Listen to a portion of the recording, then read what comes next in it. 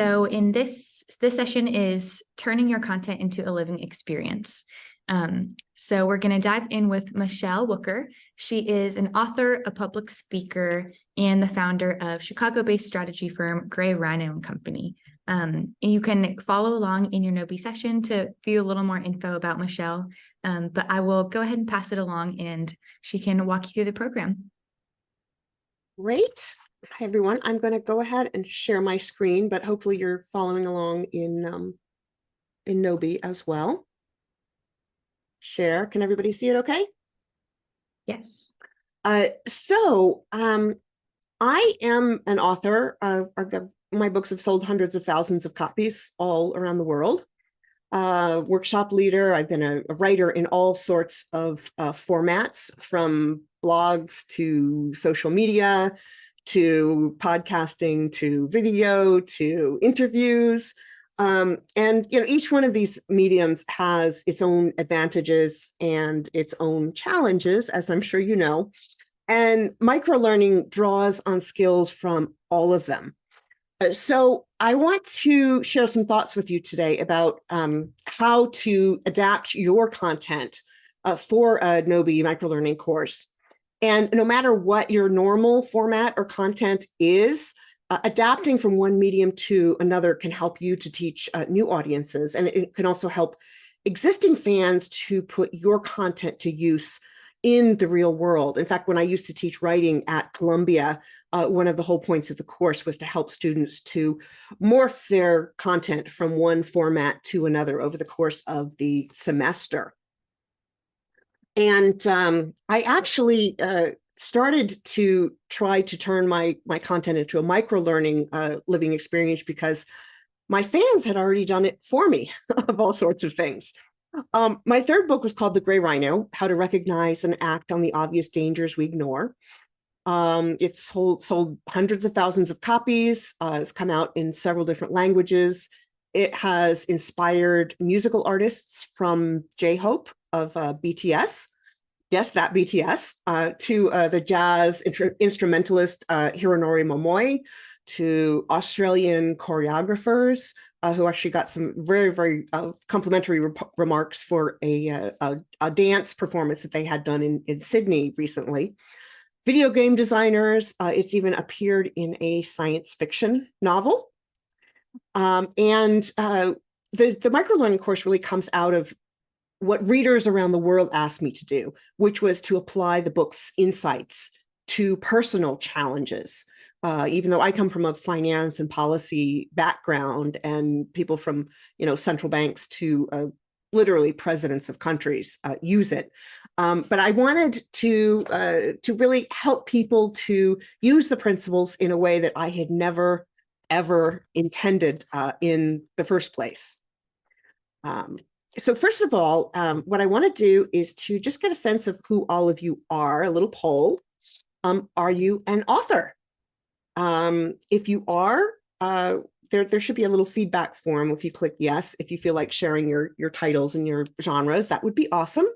Are you a no, but I'm working on it kind of person? Please tell us more. Or are you a kind of maybe, but I read a lot, and share what you like to read. Great. Oh, I have to, sorry. Gotcha. Yes, I am, in fact. There it goes. So 3 authors here, readers. Great. So you'll definitely know what I am talking about, whichever side you are on this. So I just wanted to tell you a little bit more about myself and how I got from what I did before to to what I do now. My background is in policy and in finance. I started my career, I believe, years ago as a journalist, and that's where I learned storytelling and research skills. And I was writing about emerging markets, high finance, in the very early days of real-time news. I learned to write very, very short stories very, very fast. And the most amazing thing about that experience was that I would see my story pop up on the screen, and I also was able to see the prices of all these securities we were writing about, and hundreds of millions of dollars would appear or disappear just because of what I wrote. And so I very early on had this taste of impact and got hooked on it.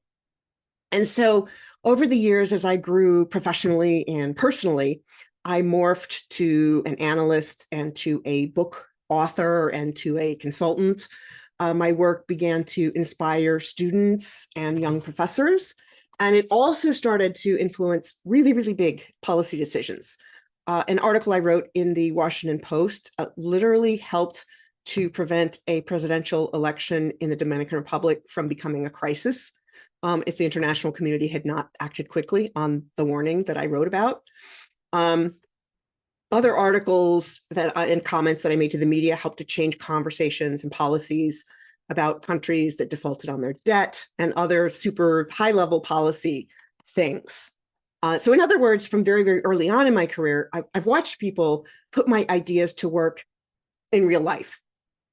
And at first, my main audiences, of course, were policy, finance, business. Later, I became an executive leading teams and eventually an entire organization. And my audiences expanded. They were now employees, team members, managers, clients, foundations, donors.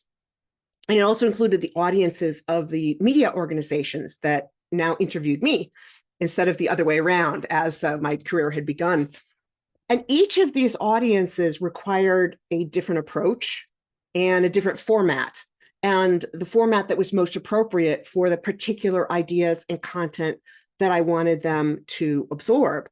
And one of the things I started to learn to ask myself was, what do you want people to do or think differently because of what you're writing and saying?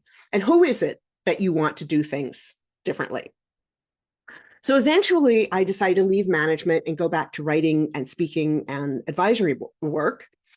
And readers of my third book, The Gray Rhino, which we'll talk about a little bit more in a minute, transformed the book's central ideas into a living experience in completely new and unexpected ways.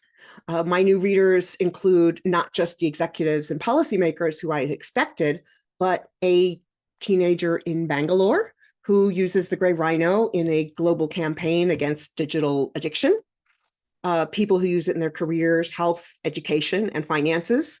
And the biggest surprise of all was, of course, K-pop fans, but more on that in a bit.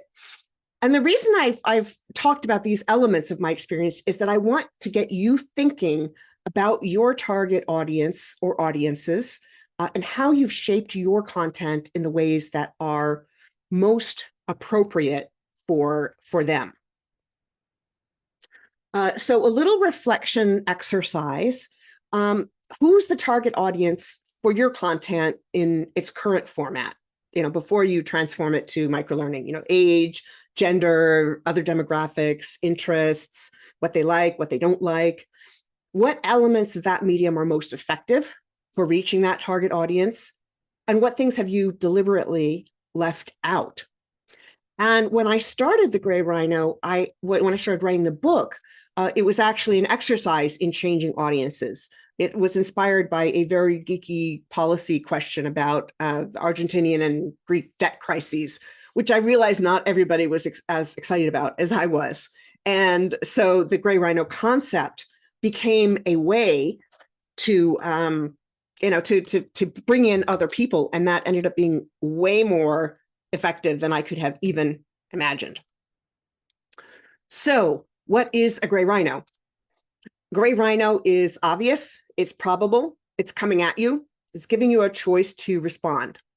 What are you going to do about it? It's a rhino because it's big and it has this big dangerous horn, of course. And it's gray because if you ask any 5-year-old at the zoo what color the rhino is, they will tell you, oh, it's gray. But then the grown-ups say, oh, this is a black rhino, this is a white rhino, neither of which is the color that it's called. Like, they're all gray. And so that part of the metaphor is about how surprisingly likely we are to take our eyes off of the thing in front of us that's sort of, pawing the ground and coming at us and about to come at us. And just a little video here as I talk a little bit more about the concept. I wanted to really create an emotional connection for people, because in the policy world, people would talk about we take spreadsheets and analyze things and get super geeky, but that's not what really motivates people. What motivates people is the intellectual, is the emotional connection. And so that's what I want people to imagine, that rhino charging at you when you are, when you're thinking about the thing. So just put in your mind what the thing is that really worries about you. We'll do an exercise on this in just a minute. So this is about the transformation of the gray rhino from a book, actually from even before a book, from very short real-time articles to magazine articles to policy papers, really geeky things, to something that had a much broader appeal, even broader than I had really anticipated. So I traveled all around the world talking about gray rhino theory, particularly in economic context, and just sort of people and organizations from my old stomping grounds applied those ideas to managing real life risks.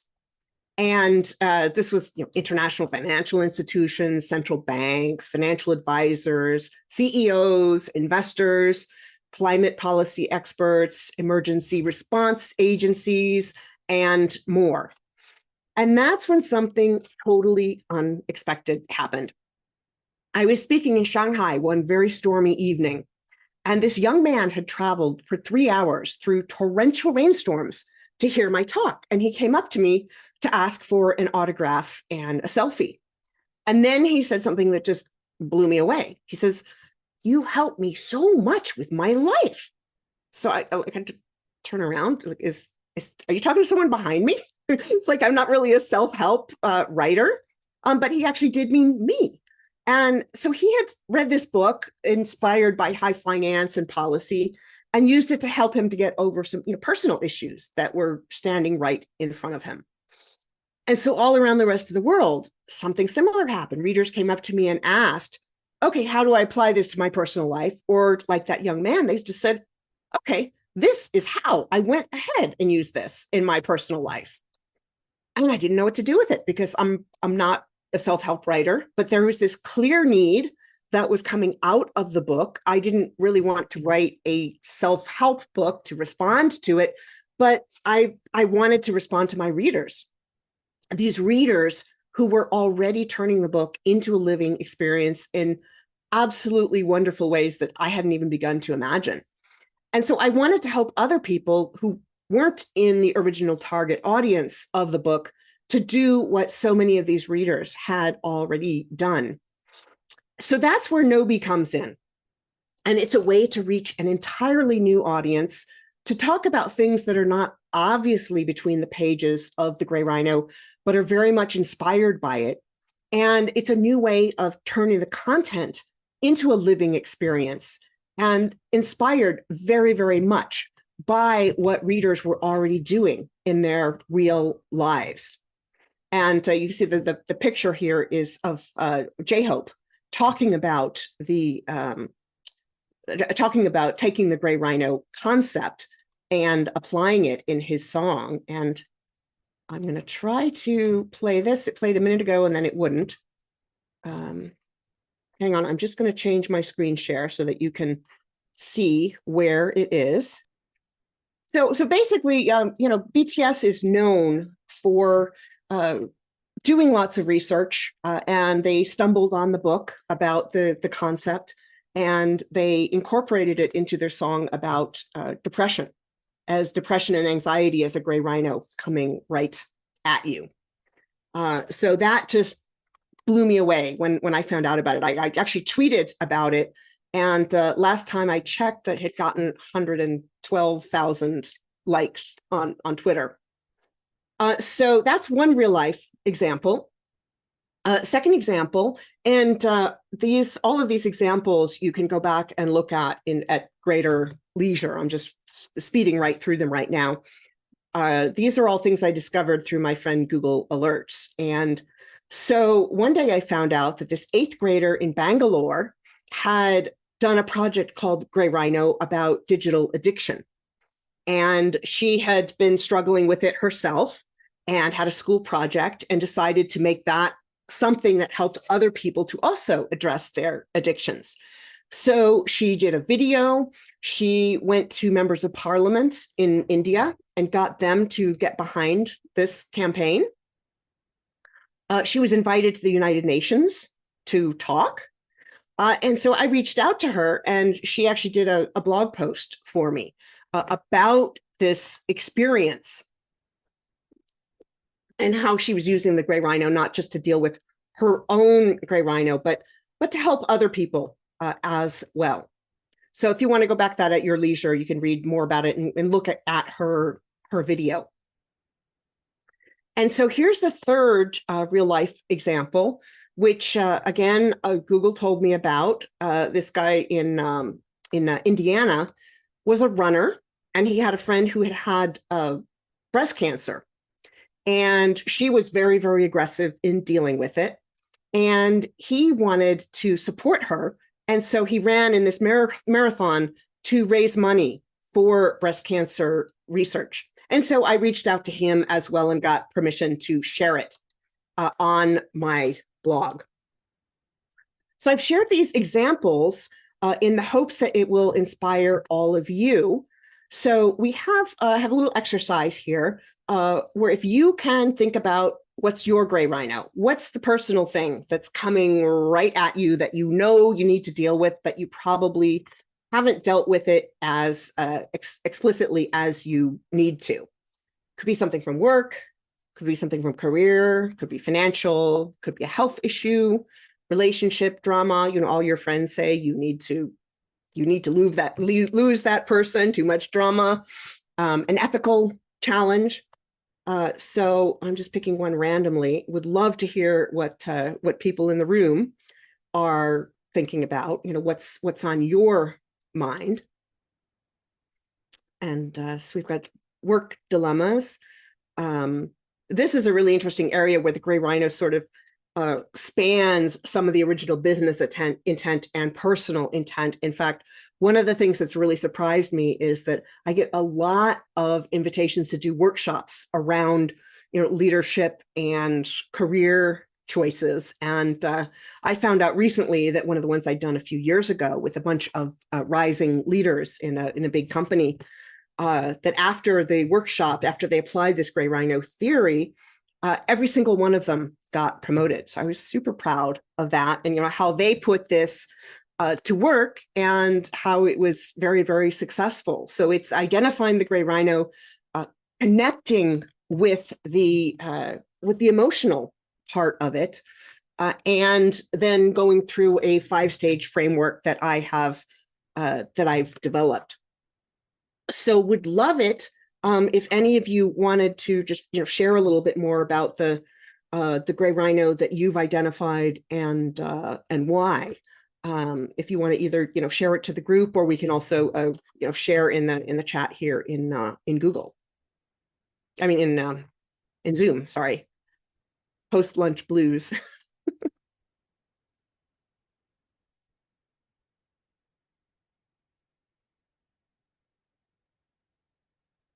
Right? Or people are going to be, if you can be shy, that's totally fine too. So what I did with this was I kept some elements that were very much similar to the book. The book starts with the explanation of what a gray rhino is, why we need to take a fresh look at obvious things, some of the psychological barriers to why we're not as good as we think. And it's actually, there's some cultural differences in this as well. And then I went forward and basically, sort of duplicated, but in a very different way, transformed the 5-stage framework that I had developed, the sort of denial, muddling, diagnosing, panic, and action, and provided some questions, some suggestions, some action items around all of these.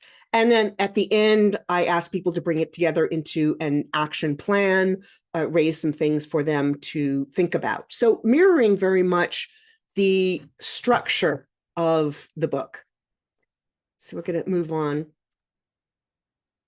That was really done for my new target audience. And I would love for you to take a couple minutes to think about who your new target audience is as you try to make your content into a living experience, to make it easy for people to embrace it every single day. And one of the things that I thought about was that obviously the people in this audience were looking at very, very different things from the CEOs and the policymakers who were the audience for my book. Although I think there are some, probably some younger CEOs who might also use this format. I think the new target audience is interested in very different ideas. They, in many cases, prefer multimedia to books. They don't have time for a long book. Think about your audience and write about, what do they like to do? What do they care about? And this will help you as you are coming up with ways to transform your content into a new learning experience. So I'm just going to move forward.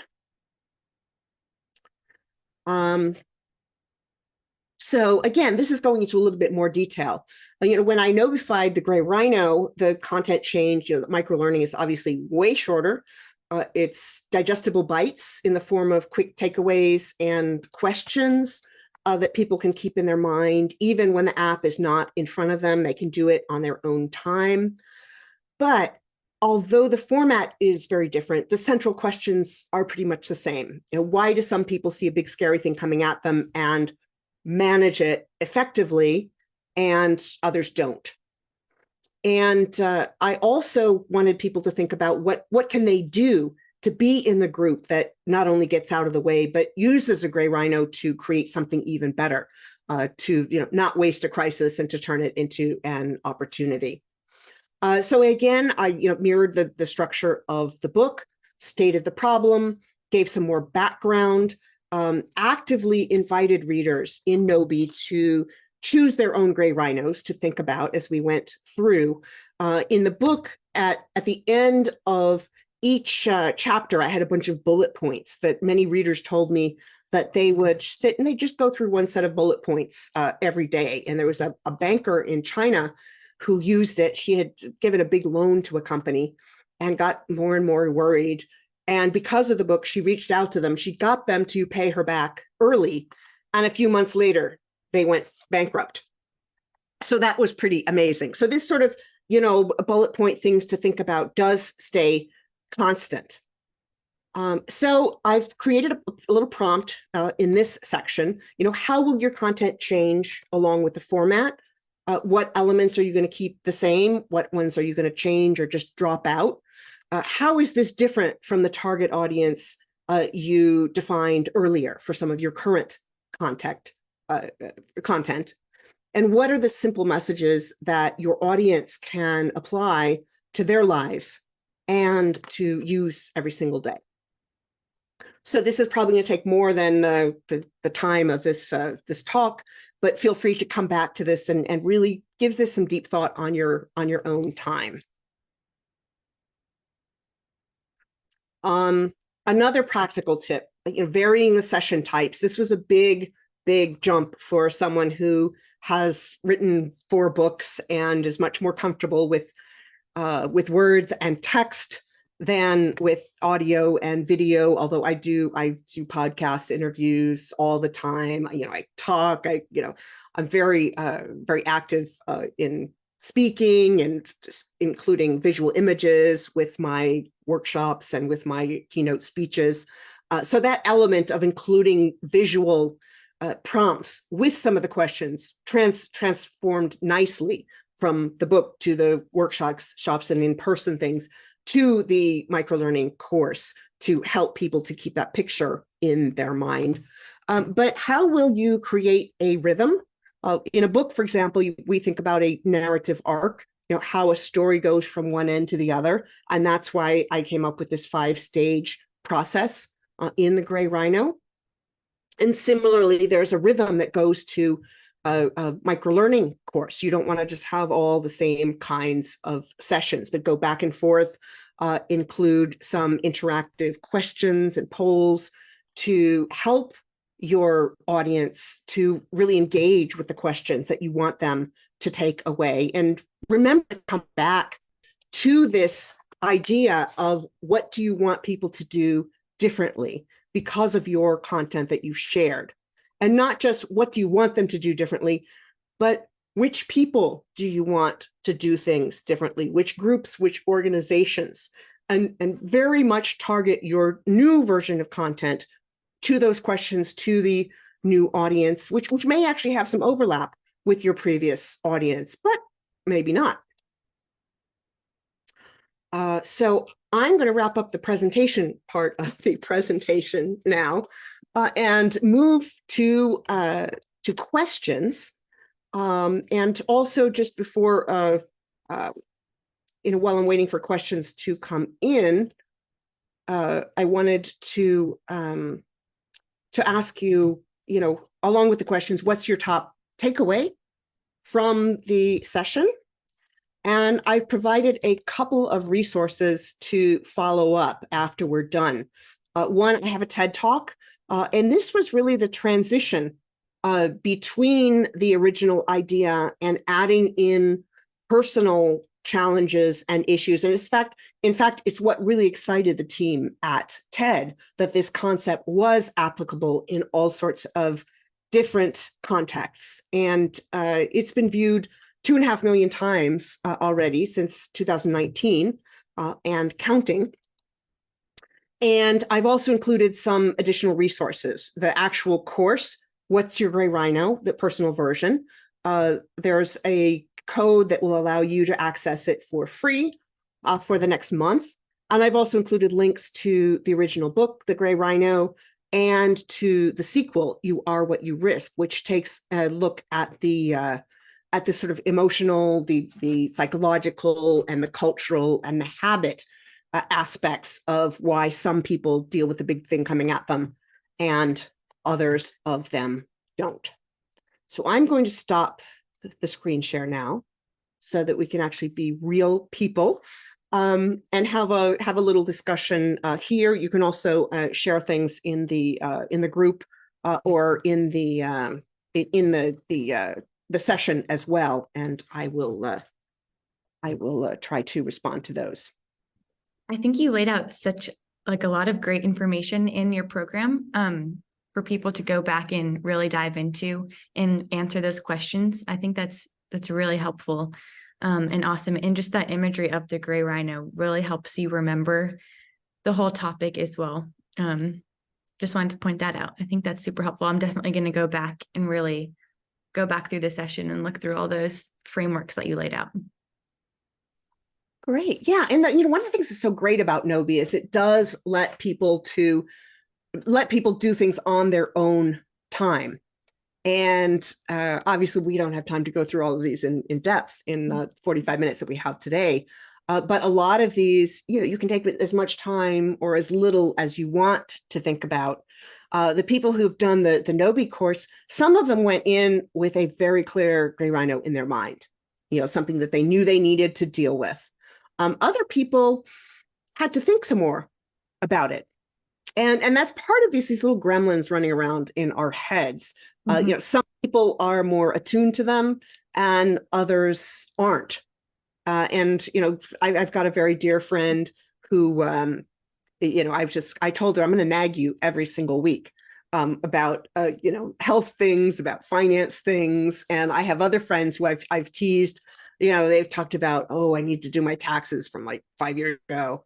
And I say kind of half joking, but not really. Well, haven't you read my book? And they laugh, and actually sometimes it works. So it's a really, really interesting concept. And I still am a little bit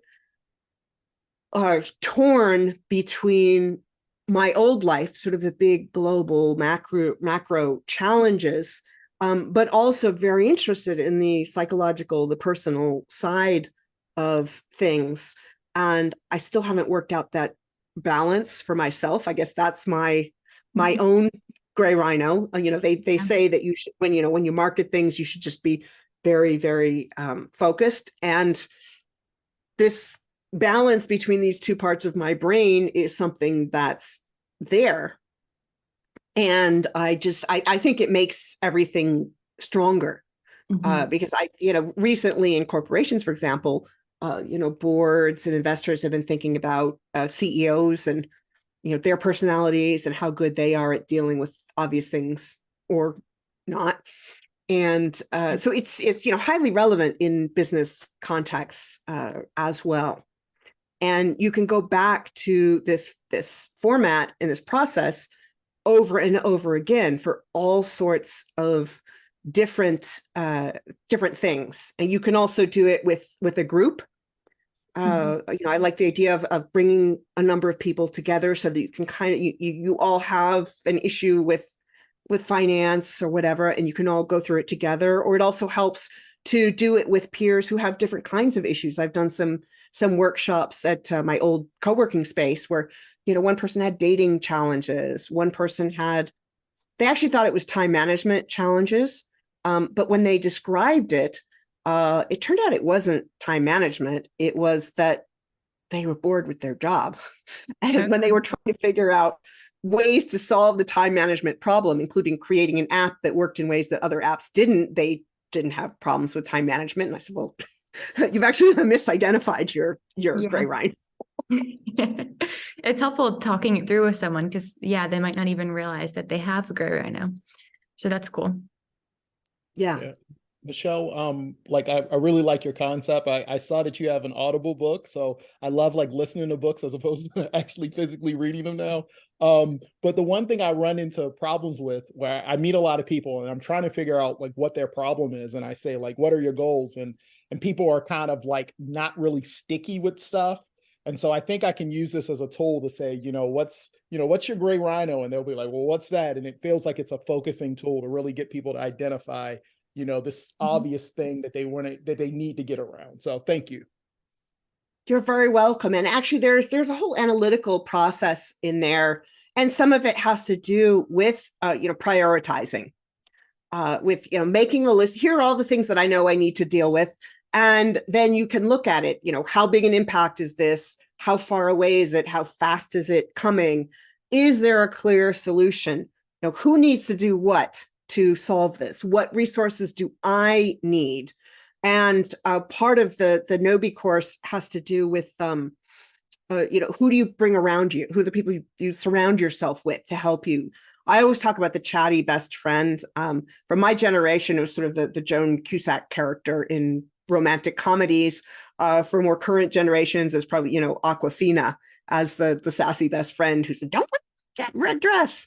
And I have a best friend who's like, Michele, I know you're not going to want to hear this, but, do you have someone like that? And depending on the kind of problem, a financial advisor, a lawyer, I only found out recently that there was such a thing as dating coaches, go figure, a personal trainer, regular doctor, a nutritionist possibly, do you have the mix of professionals and just regular friends and family in your life who you can bounce ideas off of and who will call and nag you like I'm doing for my friend?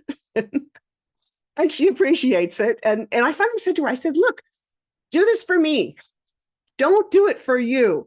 And she's this kind of big-hearted friend who I know will be more upset if I'm upset about something. So she'd do it for me, but she wouldn't do it for herself because that's just the kind of person she is. Yeah, it's good to have that accountability person there in your life. Sorry, you unmuted yourself, Elliot. You go ahead. Yeah, I call them the chief reality officers. Oh, I love it. I like that. I love it. So, Elliot, are you a coach? So yeah, so I am I guess a recovering tech professional. So I'm in online advertising, and I have been a software developer in the past. So a lot of times whenever we're bringing more people on to programs and stuff, or platforms, we have to like retool people. So that's where I got a lot of my experience in kind of like training and train the trainers. So just kind of technologist at heart, but also got some experience with like, you know, project management and training as well. That's great. And actually, you know, project management has some principles that come into this. One of the obstacles that keep people from dealing with their gray rhinos is that sometimes it's like so big, they just can't deal with the big thing. And that's partly why so many of us deny things. If something's so overwhelming, it freaks us out. We just, you know, if we dealt with it early, we would collapse. And project management, you know, is about breaking things down into doable tasks and a timeline. And what does it take to accomplish each one of these things? So, you know, as someone with a project management experience, I think you can probably really relate to that. Yeah, this is actually like when you start talking about like, you know, spreadsheets and how to track a project and all of the details, I think you kind of can lose some people. But when you really kind of look at it through the lens of, hey, this is this big problem we got to deal with. And, you know, we went through a whole lot of things to say, hey, this is the one thing we really should focus on. How should we attack this? Or do we all agree? It really kind of, to me, it feels like this is a more accessible way of dealing with that problem. Yes, accessibility. And in fact, people always ask me of superpowers, like the buzzword of the day, like, what's your superpower? And I think one of my superpowers is taking things that can be very complicated or intimidating and making them accessible. I mean, I've written 4 books, some of them, very, very, heavy topics. But in all of them, I use a combination of storytelling, which I learned from the very beginning of my career when I was a journalist, although I do many more things now. And if someone calls me a journalist, I'm like, no. But, storytelling, the human connection, the combination with some of the historical reading, the sociology, the anthropology, the economics, all of the sort of social science, mixed in with the humanistic approach, those are the things that do make things accessible. And the stories are just so powerful, and you can use those with any kind of gray rhino. I get asked to talk about climate change a lot, and interview, and I said, last week, the sun came up, but it was all silvery and looked like the moon because there was so much particulate matter in the air from the wildfires in Colorado. This was a couple years ago. And, over the past week with all the wildfires in Canada, most of them have been a lot further east, which from, the sun sets over Lake Michigan, from my view, and we could see that. And so when you have things that really, really touch people and you can help them tell stories, if I don't stop eating the triple cheeseburgers with bacon, this is what's going to happen. Or, this is what happened to a friend of mine. And when you can relate it to somebody in real life, it makes it a lot more powerful and a lot more motivating. And that's part of where the rhino came from, something that's an emotional connection. And you look through history at Aesop and all of these folk tales from all of these different parts of the world. And in many cases, they involve animals, which help us to think about who we are as humans. And so yeah, very much so. The storytelling, the human perspective, and at the same time, enough of an analytical framework that people can use it to move forward, even if other people aren't as happy with spreadsheets as you and I might be. It's a nice concept. I like how you've packaged it. I'm just waiting to jump off the call so I can start listening to your book. Oh, that makes me so happy. I really hope it's useful to you too. And it just been the things, the things that really excite me should be like the big policy things and finance things from the world that I came from. But the stuff that just really blows me away is like the BTS using it to get all of these young people to think about dealing with depression and anxiety, taking away the stigma of it. Or, Tanvi Mankar in Bangalore saying, I'm going to help people with their digital addiction. And that kind of stuff just blows me away even more because it's so unexpected. And I'm so happy that I've been able to find a way. And I think Gnowbe's a way that's it's been a huge learning experience for me, but it's also a tool that I feel complements the policy, finance, wonk, business strategy person that I am, but also is something that anyone can use. And that just really makes me very, very happy when I see people put it to use in their real life. Very interesting. Cool. Well, this has been a great talk, Michele, and great discussion we got to have afterwards. Thank you. Yeah, and just people should feel free to go in and use the group to chat among yourselves, and I'm sure other people who had conflicts at this time will be joining in as well. And there's a free access to the actual course itself, so that you can kind of see how I did those things. And if there are things that I could do better, would love to hear that as well. Would love to hear if you apply it to your own lives. Would really, really love to hear that. And even this session, I think I'm going to turn into a course at some point as well, to help people sort of go through that step of transforming some of your content, no matter what the earlier forms were. So thank you all for listening, and thanks to Gnowbe for making this possible. Of course. Well, thank you.